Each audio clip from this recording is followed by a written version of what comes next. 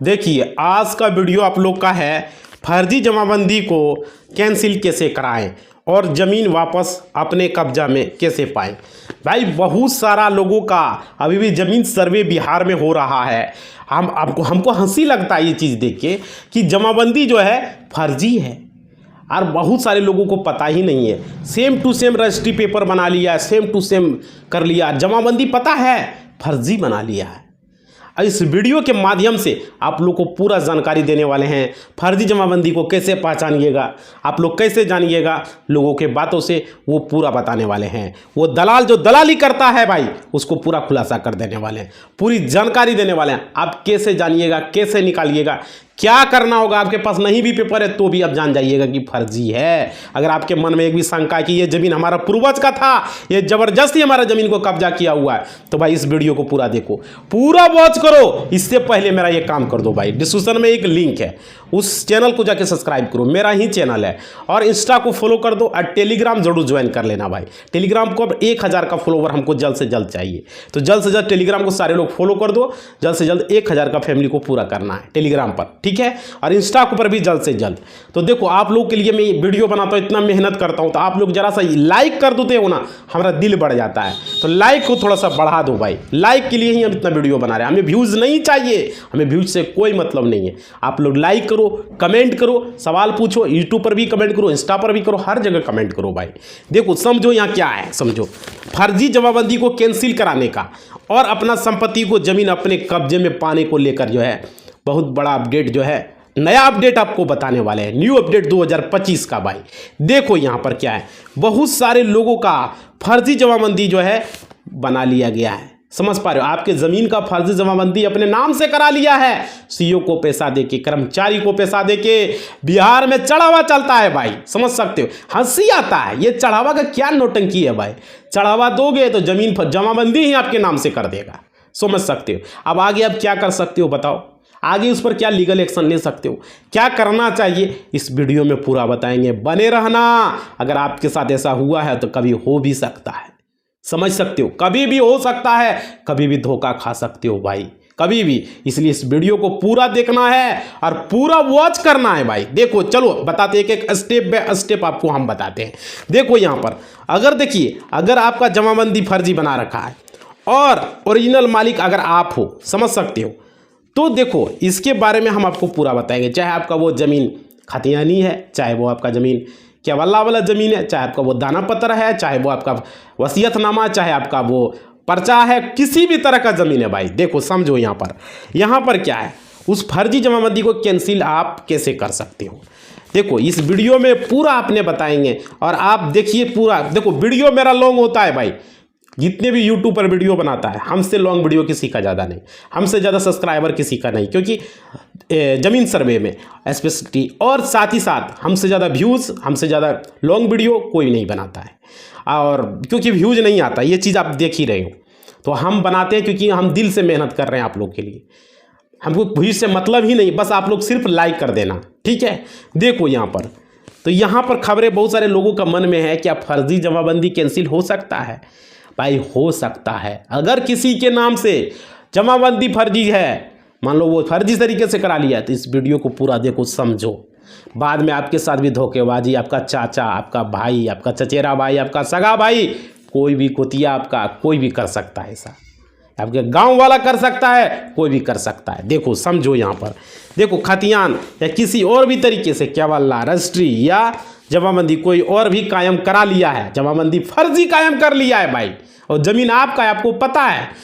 तो देखो इस सब को देखते हुए हम यहाँ पर वीडियो आप लोग के लिए बना रहे हैं, बता रहे हैं। देखो यदि आपके पास खतियान है, समझ पा रहे हो क्या है खतियान है, और मान लीजिए आपके पूर्वज में ने ज़मीन बेच दिया, आपके पूर्वज मान लीजिए दादा, परदादा, पिता, छेर दादा, कोई भी, या पर बाबा, छेर बाबा, कोई भी भाई बेच दिया ज़मीन, ठीक है, और केवल्ला के आधार पर जमाबंदी कर लिया होगा, समझ सकते हो। या फिर आपके पूर्वज या खतियान में जो है नाम एंट्री हुआ, उसके बाद 2 साल या 5 साल या 6 साल 10 साल बाद उन्होंने लगान देना बंद कर दिया होगा।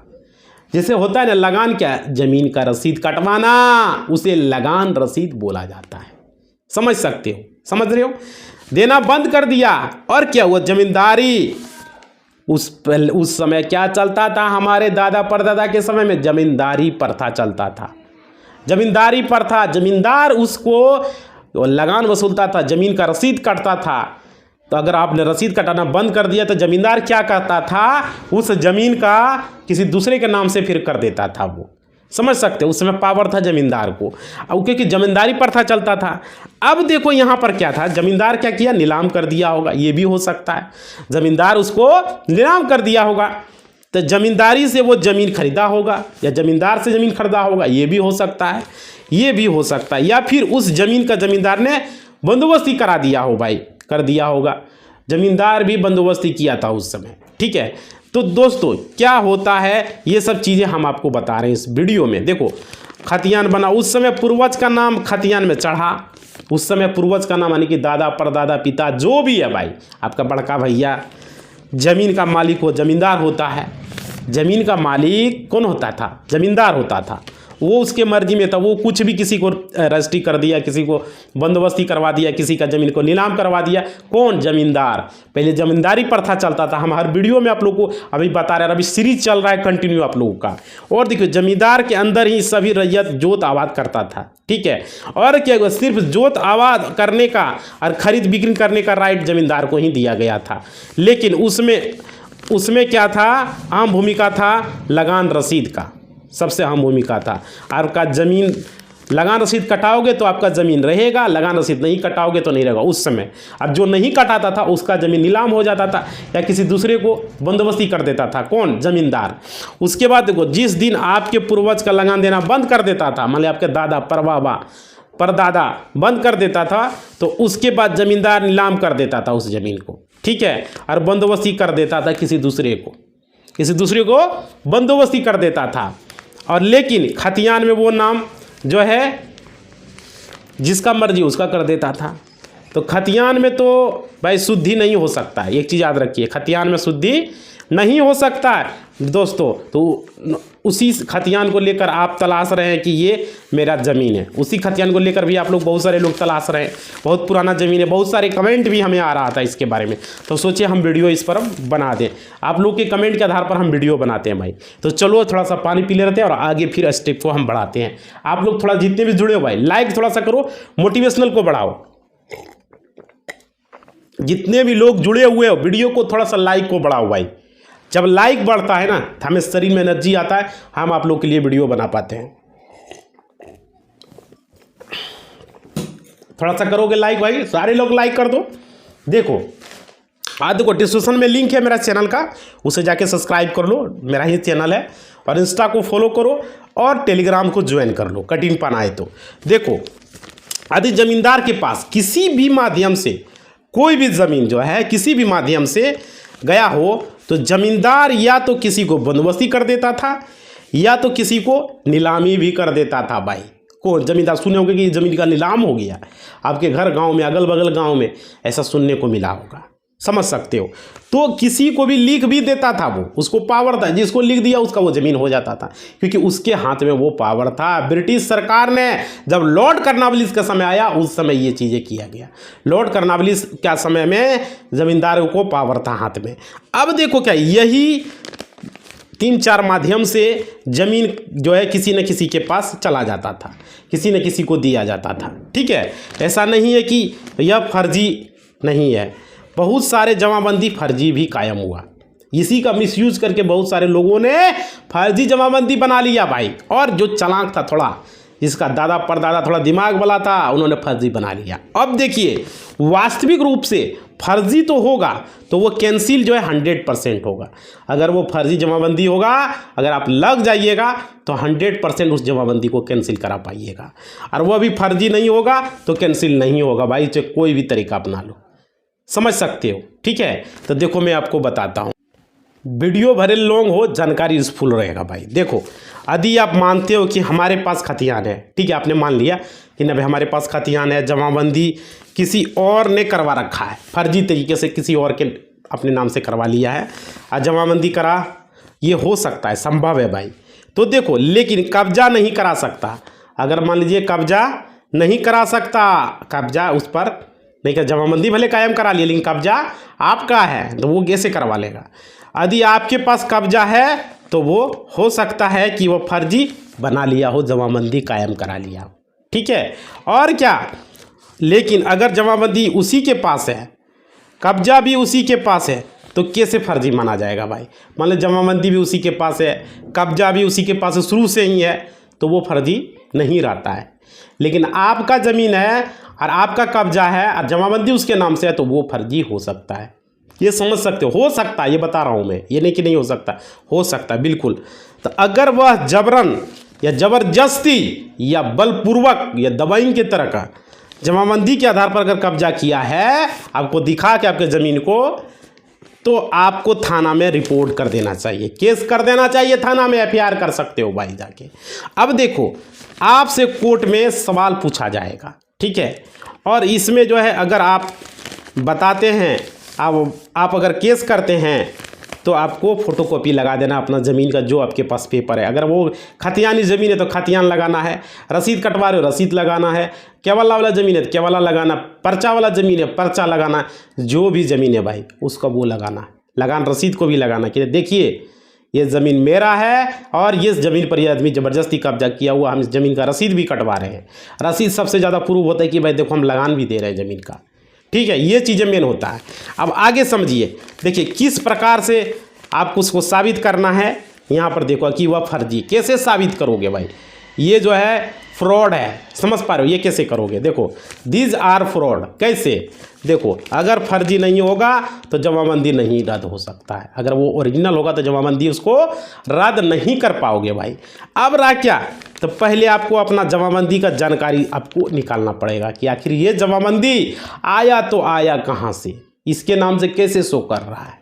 जो आदमी बोल रहा है कि ये मेरा जमाबंदी है, मेरे नाम से जमाबंदी है, आप ज़बरदस्ती ज़मीन पर जोत कोड़ कर रहे हो, तो देखो भाई समझो यहाँ पर, तो इसका जो है जमाबंदी जो है जानकारी जो है आपको निकालना होगा। तो उसके लिए क्या करना होगा आपको, देखो आपको फ़ोटोकॉपी करा लेना होगा, साइबर कैफ़े में जाके आपको उस ज़मीन का जितना भी पेपर है उसका आपको हार्ड कॉपी भी निकलवा लेना चाहिए। आजकल ऑनलाइन के माध्यम से भी बहुत सारा पेपर है, अगर ऑनलाइन से नहीं निकल रहा है तो आपको रजिस्ट्री कचहरी से, अगर केवला ज़मीन है तो रजिस्ट्री कचहरी से निकाल लेना है, अगर आपका खतियान है तो नकल खाना से जाके निकालना है, और अगर आपका रसीद कट रहा है भाई तो रसीद तो भी बहुत बड़ा प्रूफ होता है, निकलवा लेना है। रजिस्टर 2 का जो है जमाबंदी का जमाबंदी नंबर से आप उसका जब पेज देखिएगा तो हार्ड कॉपी भी आपको उसका निकलवा लेना है। रजिस्टर 2 का हार्ड कॉपी भी निकल लेना है, वो वहाँ से आपको अंचल से मिल जाएगा या ऑनलाइन से भी मिल जाएगा।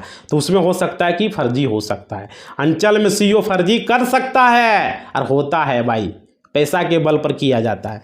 तो वही चीज़ें आपको बता रहे हैं, और उसमें जो है केस नंबर कुछ जो है लिखा होता है, वहाँ आपको जानकारी मिल जाएगी, समझ रहे हो। तो ये चीज़ें आप लोग के लिए। अब आगे माध्यम को समझिए, यह जमाबंदी किस आधार पर कायम हुआ।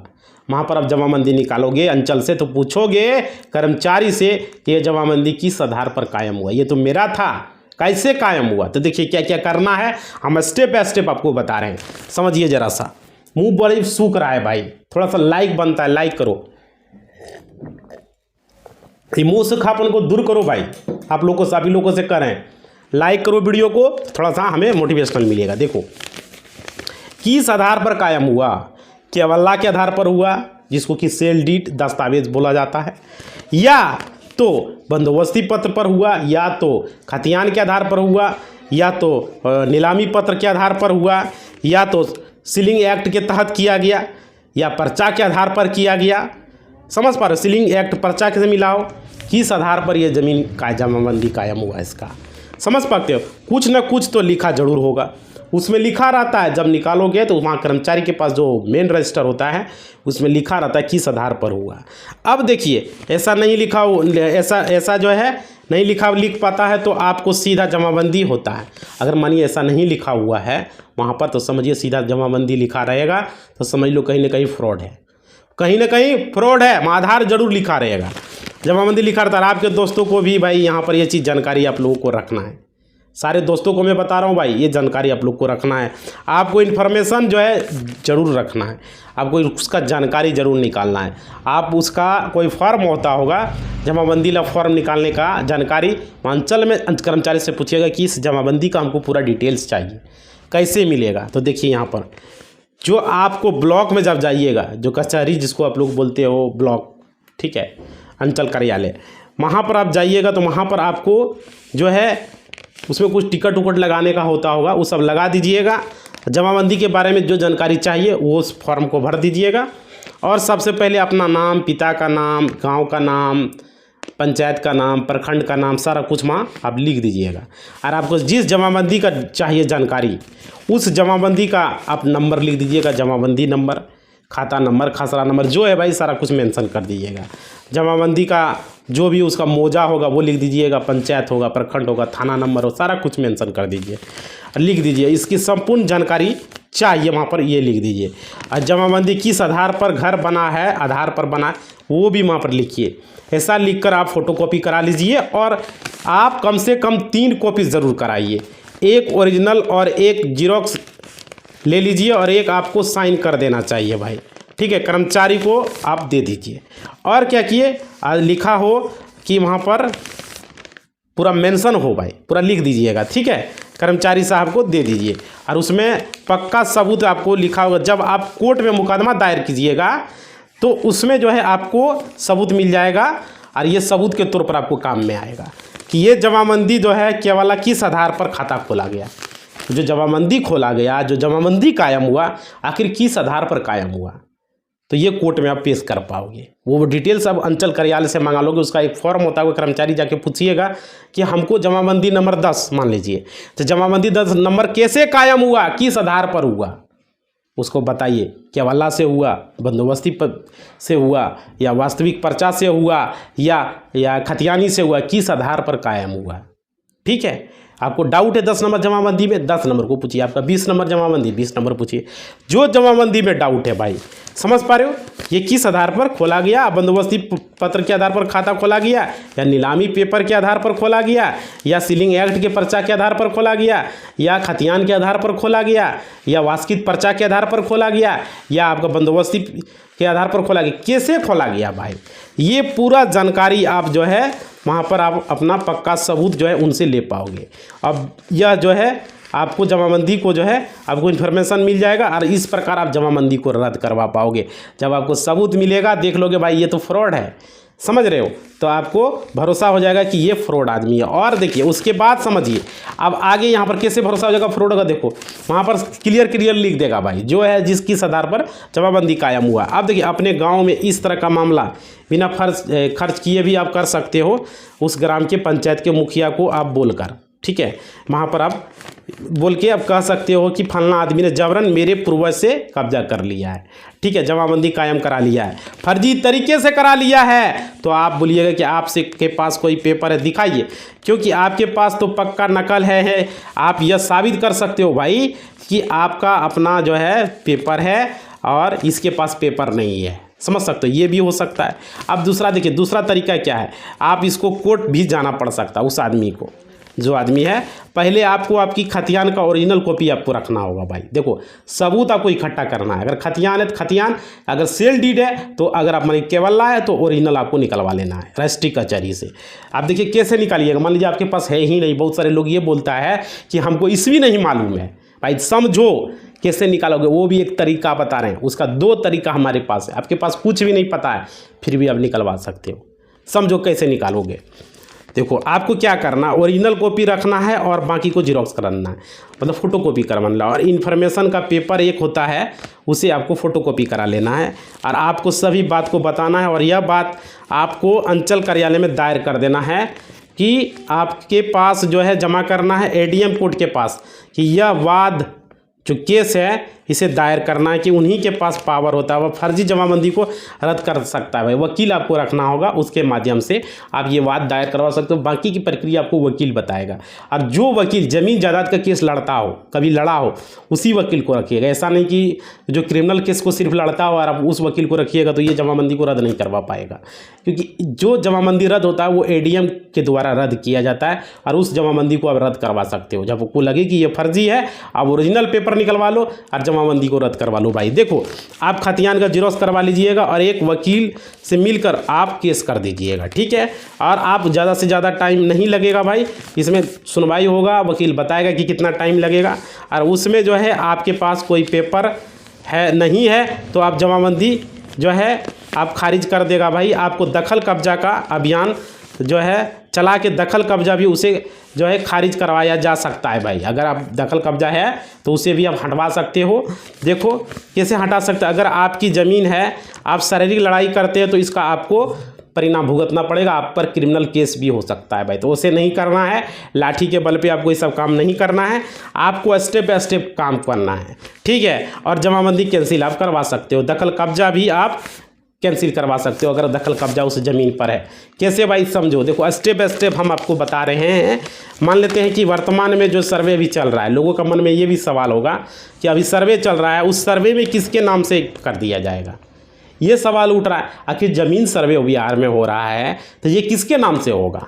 तो देखो ये फर्जी जमाबंदी है, और कोई आदमी ने उन्हें कैंसिल नहीं कराता तो उसके पास खतियान है, कब्जा नहीं है, तो वर्तमान में इसके लिए आपके पास खतियान है, ज़मीन कब्जा में नहीं है, तो कैसे होगा, आप तो कैसे करिएगा। तो देखिए भाई आपको फॉर्म भर देना है, ठीक है, और खासा चौहद्दी सही तरीके से लिख देना है और फॉर्म भर के उसमें आप कॉलम में लिख दीजिएगा, एक अभिव्यक्ति कॉलम होता है लास्ट में, सबसे लास्ट में पर्पट 2 में, तो उसमें लिख दीजिएगा कि दखल कब्जा फलना आदमी जो नाम होगा, फलना आदमी का जो नाम होगा वो नाम लिख दीजिएगा फलना आदमी की जगह पर, और ज़बरदस्ती जो है कब्जा किया हुआ है, ये लिख के ऐसा लिख के फॉर्म भर दीजिए। वह आदमी फॉर्म भरेगा, जब सरकारी अमीन उस प्लॉट पर आएगा, भाई देखो जब सरकारी अमीन उस प्लॉट पर आएगा तो देखो यहाँ पर क्या होगा, उस प्लॉट पर आएगा तो उनसे पेपर मांगेगा, किससे, उस आदमी से पेपर मांगेगा। कोर्ट में भी वही होता है, अगर आपके पास पेपर नहीं है तो ये तरीका से पेपर उसका ले सकते हो,